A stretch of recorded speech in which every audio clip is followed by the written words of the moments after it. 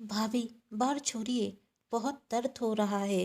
दर्द भरी आवाज में मौसम अपनी भाभी डिम्पल से कहती, भाभी प्लीज छोड़िए, आज के बाद ऐसी गलती कभी नहीं करूँगी। तब डिम्पल बाहर खींचते हुए कहती, कितनी बार समझाऊं तुझे कि मुझे ना सुनने की आदत नहीं है, पर तेरी अकल में कुछ घुसता नहीं।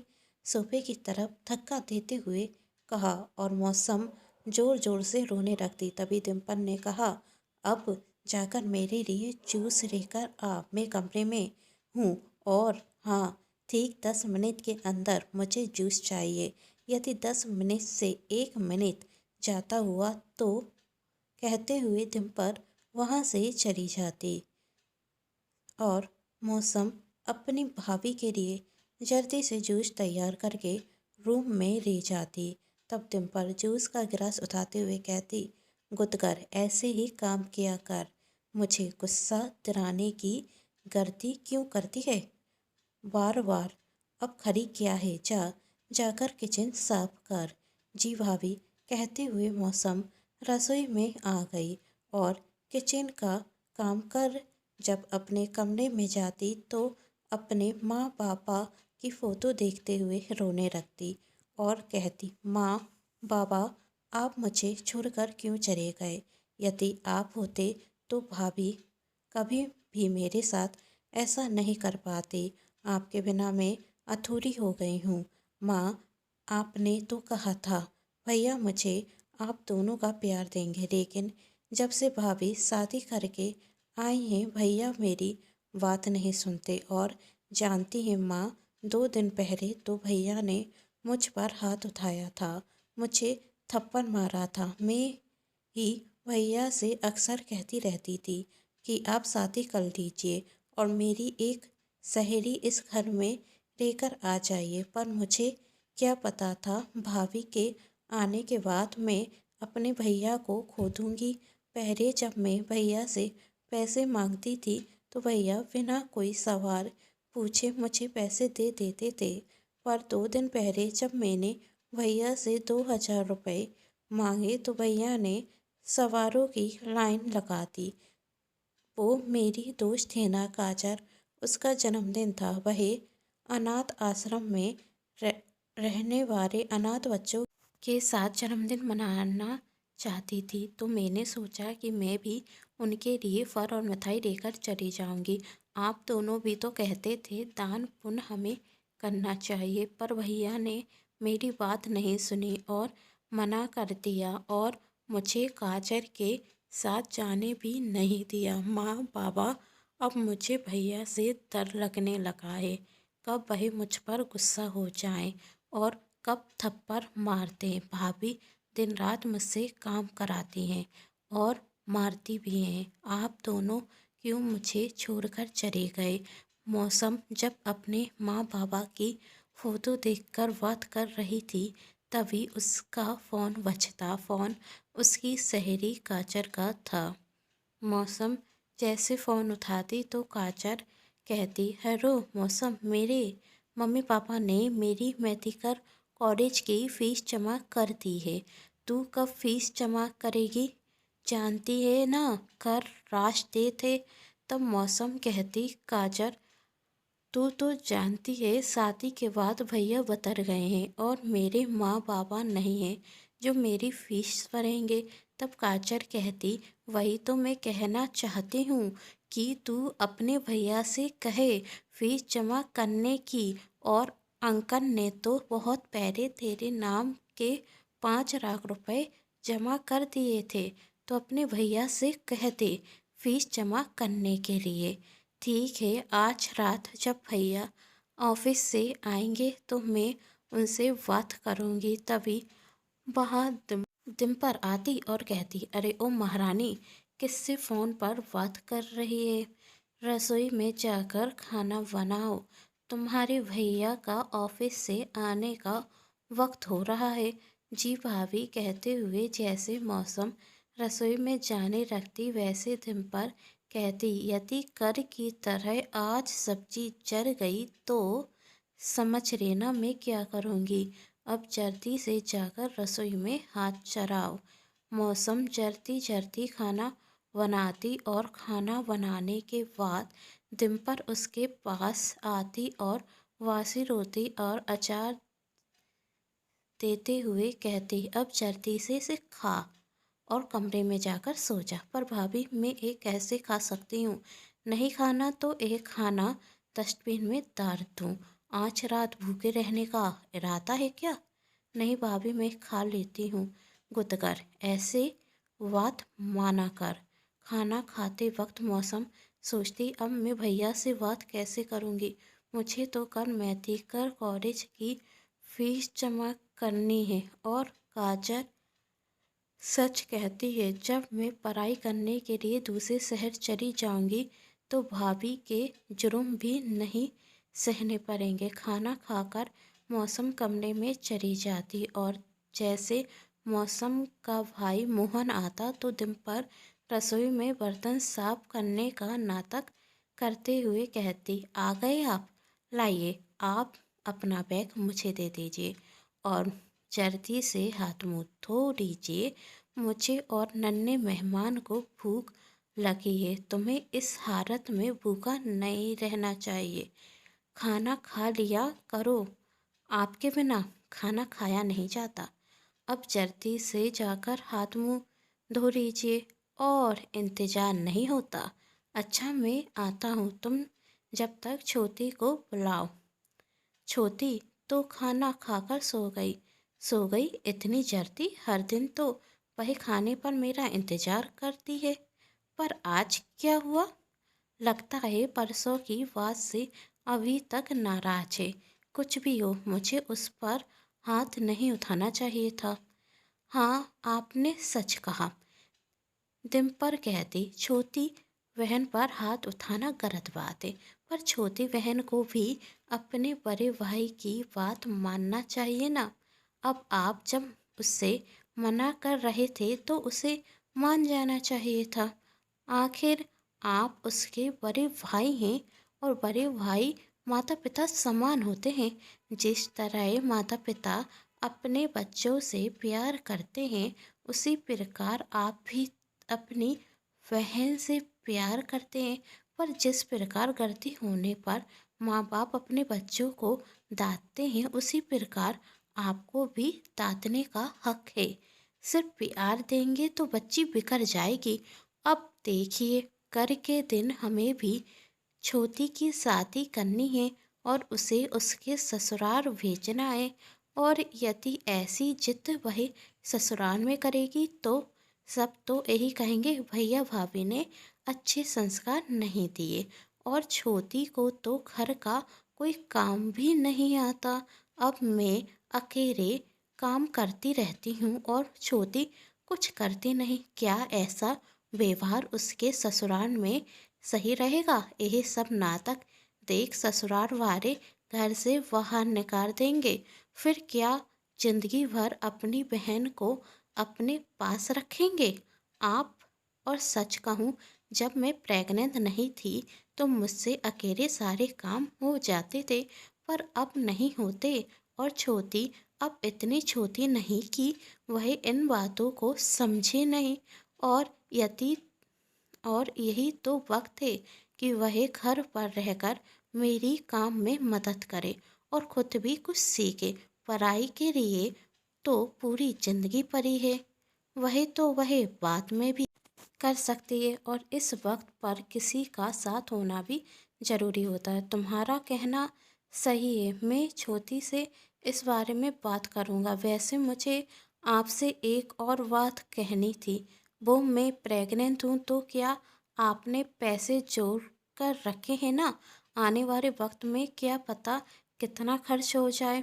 माँ बापू जी के एक्सीडेंट हुआ था तो उसके इलाज में भी आपने पैसों को पानी की तरह बहा दिया।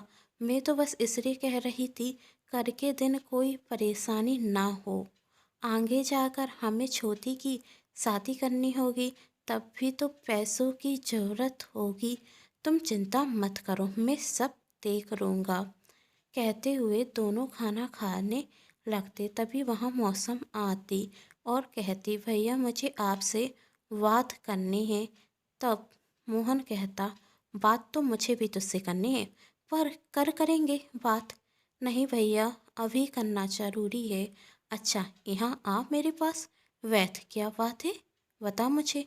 भैया, वो कर मेहती कर कॉलेज की फीस जमा करने की आखिरी तारीख है, तो आप पैसे जमा कर देना।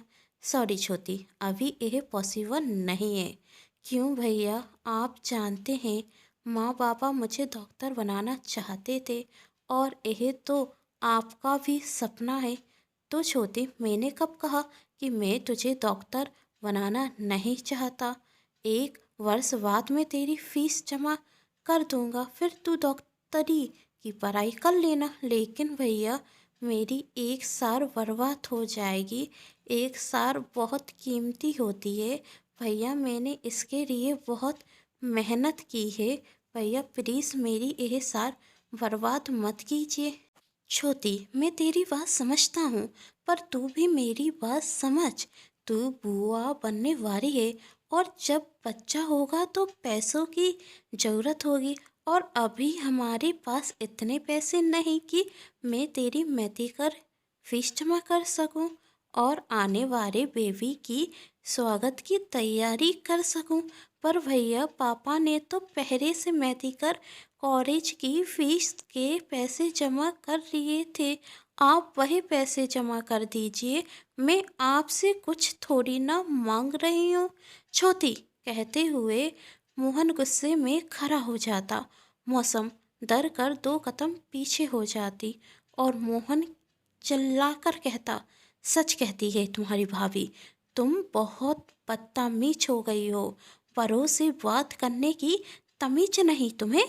मेरे लाड़ प्यार ने तुम्हें ज़्यादा बेकार कर रखा है, और मैंने कह दिया 1 साल बाद तुम्हारी मेडिकल कॉलेज की फीस जमा हो जाएगी।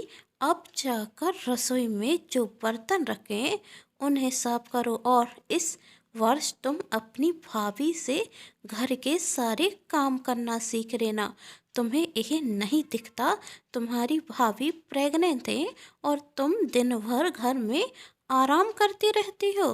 कहते हुए मनोज कमरे में चला जाता, और डिम्पल मन ही मन बहुत खुश होती।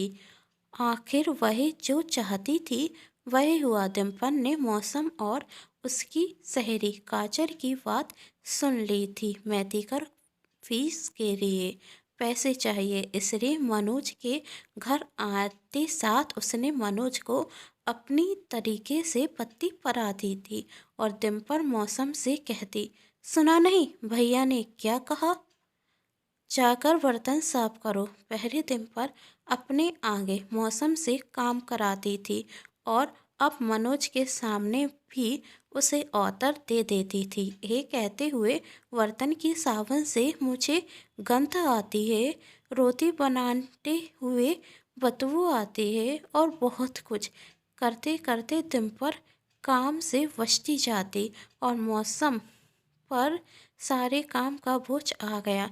नौकरानी को चुखरखोर कहकर वह पहले से ही काम से हटा चुकी थी, और एक दिन हद तो जब हो गई जब मौसम रसोई में डिम्पल के लिए दूध गर्म कर रही थी, और मौसम के हाथ पर गर्म दूध छलक जाता। यह देख डिम्पल कहती, यह सब क्या नाटक है, यह ड्रामा करके अपने भैया को पिघलाना चाहती है, घर के काम से बचना चाहती है, पर यह सब तेरे बस की बात नहीं। अब देख मैं क्या करती हूँ। डिम्पल एक चाकू से अपना हाथ काटते हुए जोर से चीखती। मौसम यह सब देख चौंक जाती। तभी मनोज वहाँ आकर कहता, यह सब कैसे। तब डिम्पल रोते हुए कहती, मौसम ने कहा था भाभी, मैं अकेले कब तक काम करूं, कम से कम सब्जी तो बना दीजिए, और मुझे चक्कर आ रहा था तो बस हाथ कट गया। इतना सुन मनोज गुस्से में मौसम की तरफ देखता। तब मौसम कहती, भैया भाभी झूठ बोल रही हैं। इतना सुन मनोज मौसम में जोर का थप्पड़ लगाते हुए कहता, समझ नहीं आता तुम्हें, वह प्रेग्नेंट है, उसे आराम की ज़रूरत है, फिर क्यों उससे काम कराने के लिए कहती हो। कहते हुए मनोज टिम्पर को कमरे में ले जाकर पट्टी बांधता और मौसम अपना हाथ गार पर रख के खड़ी रहती। थोड़ी देर बाद वह खुद को कमरे में ले जाकर बंद कर लेती। टिम्पर मनोज से कहती, तुम ऑफिस जाओ, मैं ठीक हूँ। और मनोज के ऑफिस जाते साथ मौसम का दरवाज़ा ज़ोर ज़ोर से खटखटाते हुए कहती, रोना धोना हुआ हो तो जल्दी से बाहर निकलो, मैं तुझे अब सबक सिखाती हूँ। जितनी देर करेगी उतना मेरा गुस्सा बढ़ेगा और उतनी बड़ी तुझे सजा मिलेगी। तेरे लिए यह अच्छा होगा वहाँ निकल जा। पर मौसम डर के कारण दरवाज़ा नहीं खोलती। अब ना जाने भाभी उसके साथ क्या करेंगी। तब टिम्पर कहती, ठीक है, मैं भी देखती हूँ भूखी प्यासी कब तक अंदर पड़ी रहेगी, कभी तो बाहर निकलेगी, तब तुझे सबक सिखाऊंगी। कहते हुए टिम्पर वहाँ से चली जाती और मौसम बहुत देर तक रोती। फिर अपनी सहेली काजल को फ़ोन करके सब बता देती और कहती, अब मैं इस घर में रहना नहीं चाहती। भैया तो मेरी कोई बात सुनना नहीं चाहते। शुरू में भैया से भाभी की शिकायत इसलिए नहीं की क्योंकि मैं उन्हें परेशान करना नहीं चाहती थी, पर अब तो भाभी का अत्याचार बढ़ता जा रहा है। भैया भी उनसे कुछ नहीं कहते। अब तो लगता है भैया मुझसे प्यार नहीं करते। मैं इस घर में नहीं रहना चाहती, मैं मामा मामी के घर जा रही हूँ। कहते हुए मौसम फ़ोन रख देती। काजल को मौसम की बड़ी चिंता होती और वह उसके मामा मामी के घर फ़ोन करके सब कुछ बता देती। और जब मौसम घर से भागकर अपने मामा मामी के घर जाती तो उसकी मामी उसे बिल्कुल भी पसंद नहीं करती और उसके मामा से कहती, इस लड़की को अभी के अभी घर छोड़कर आओ, मैं इसे एक दिन बर्दाश्त नहीं कर सकती। यह सब बात मौसम सुन लेती और दूसरे दिन जब उसकी मामी उसे सब्जी लेने के लिए बाजार भेजती तो मौसम के दिमाग में वह सब बातें चल रही थी जो अभी तक उसके साथ हुआ था और उसकी आंखों के सामने अंधेरा सा छा जाता, जिस कारण उसे सामने से आ रहा ट्रक भी नहीं दिखता और उसका एक्सीडेंट हो जाता। मौसम को अस्पताल में भर्ती किया जाता जहां डॉक्टर कहते सिर में गहरी चोट आने के कारण कुछ भी कहना मुश्किल है। मौसम के भैया भाभी भी वहां आते और मोहन अपनी बहन की जिंदगी के लिए जब भगवान से प्रार्थना करता तभी वहाँ काजल आते हुए कहती, भैया उसे चैन से आप दोनों ने जीने नहीं दिया तो कम से कम मर तो जाने दीजिए। तभी मोहन गुस्से में कहता, क्या कह रही हो तुम? अपने दोस्त के मरने की प्रार्थना कर रही हो? हाँ, जो कह रही हूँ सच कह रही हूँ। जानते हैं आप भैया, मैं हमेशा मौसम से यही कहती थी, काश आपकी तरह कोई भाई मेरा भी होता, पर अच्छा हुआ भगवान ने मुझे कोई आप जैसा भाई नहीं दिया। भाई नाम पर कलंक हैं आप, अपने हाथ में रहकर बात करो। काजल तुम पर चिल्लाते हुए कहती, मेरे सामने आवाज़ नीची करके बात करो। दिम्पर, मैं मौसम नहीं कि तुम्हारी हर जुर्म बर्दाश्त कर लूँगी। क्या बक रही हो तुम? मोहन कहता, होश में तो हो? मैं होश में हूँ भैया, लेकिन आप अपने होश खो बैठे हैं जब से आपने इस औरत से शादी की है। आपको अपनी बहन का दर्द नहीं दिखा? उसने कितनी बार कोशिश की आपको बताने की, भाभी मेरे साथ अच्छा व्यवहार नहीं करती, पर आप कुछ नहीं देख सके। यहाँ तक कि आपको इसके हाथ पे चोट नजर आई, पर अपनी बहन के हाथ की नहीं, और आपने उस पर हाथ भी उठाया। आपने जो इस औरत के कारण अपनी बहन से दूरियां बना रही थी, ना उसी वजह से आज मौसम जिंदगी और मौत के बीच लड़ रही है, क्योंकि वह सब कुछ बर्दाश्त कर सकती थी, आपकी नाराजगी नहीं। इसके पहले काजर की बातों में आकर मोहन मुझे छोड़े, मुझे अपना नाटक शुरू कर देना चाहिए सोचते हुए डिम्पल पेट दर्द का बहाना करती मोहन उसे संभालता। तभी काजर कहती, अब तो बंद कीजिए अपना यह घटिया नाटक। काजल ने मुझे बताया था कि आप प्रेग्नेंट होने का नाटक कर रही हैं। आप सच में प्रेग्नेंट नहीं हैं। यह सुन मोहन काजल की तरफ देखता। तब काजल कहती, विश्वास नहीं होता भैया तो चेकअप करा लीजिए। इनका दूध का दूध पानी का पानी हो जाएगा। और आप कभी आए हैं डॉक्टर के पास इनके साथ? यह सुन डिम्पल घबरा जाती और मोहन के पैरों में गिरकर माफ़ी मांगती। तब मोहन कहता, अरे धोखेबाज औरत, इतना बड़ा षड्यंत्र रचा तूने। दूर हो जा मेरी नज़रों से, इसके पहले मैं कुछ कर बैठूं। नहीं मोहन, मुझे माफ़ कर दो। मैं तुमसे प्यार करती हूँ, मैं तुम्हारे बिना नहीं जी सकती। कौन सा प्यार? गुस्से में मोहन कहता, जिसने एक बहन को उसके भाई से दूर कर दिया। दूर हो जाओ मेरी नज़रों से। तभी डॉक्टर साहब आकर बताते कि मौसम को होश आ गया है, आप उनसे मिल सकते हैं, पर कोई बात उनके सामने मत करना जिससे उनके मस्तिष्क पर कोई असर पड़े।